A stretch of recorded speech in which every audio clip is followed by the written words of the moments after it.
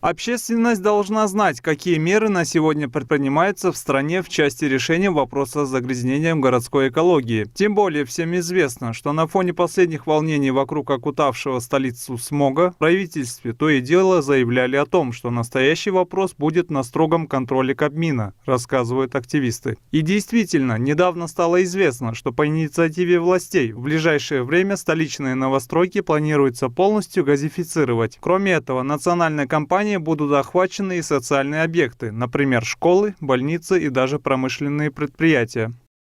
В Кыргызстане экология всегда проигрывающая, перед экономикой. Как на уровне предприятий, как на уровне частных лиц, всегда люди сделают пользу своего кармана, не в пользу, скажем, общего, общее подразумевает состояние воздуха. Коррупция.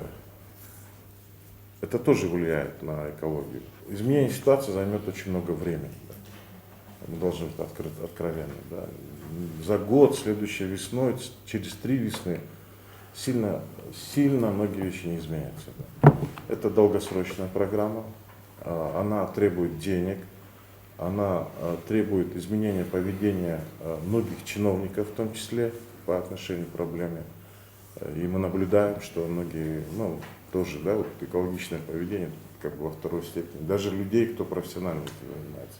В 2016 году был создан свод правил по планировке и застройке с учетом розы ветров, этажности зданий и определены нормы озеленения жилых и промышленных районов, санитарно-защитные зоны. Но данный свод абсолютно не соблюдается. Также проблемно измеряются показатели датчиков воздуха. Экологи предлагают переходить на индекс качества атмосферы и мгновенно оповещать население о пиковой загрязненности в определенном месте. Зеленхоз провел колоссальную работу, но он украсил город, он не озеленил город, а именно украсил.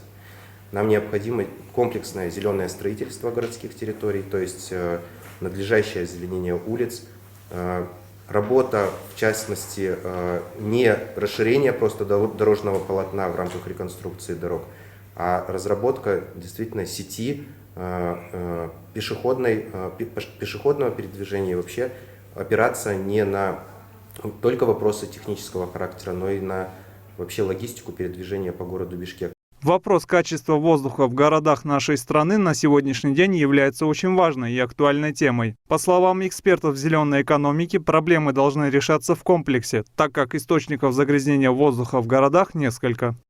В городе Бишкек, как самом населенном, густонаселенном городе нашей страны, основным источником является это, конечно же, ТЭЦ, это автомобильный транспорт, это частные дома, которые отапливаются на угле, это котельные. И здесь решение мэрии о переводе котельных школ с угольного отопления на газовое отопление является очень хорошим шагом. В то же время возле Белого дома проходит выставка акция «Бишкек Смог». По словам организатора мероприятия, в акции принимают участие экологи, эксперты и художники. Они пришли выступить против загрязнения воздуха.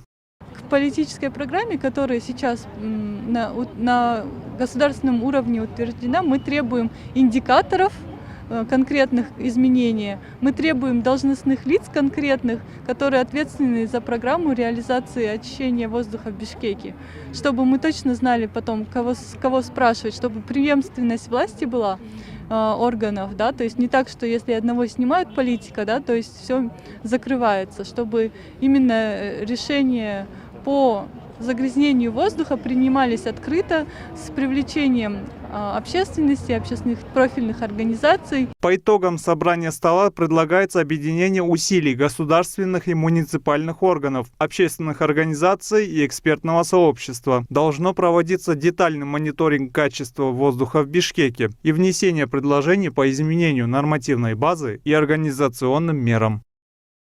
Рашид Алиев, Бектур Калыков, Новости Ошпилим.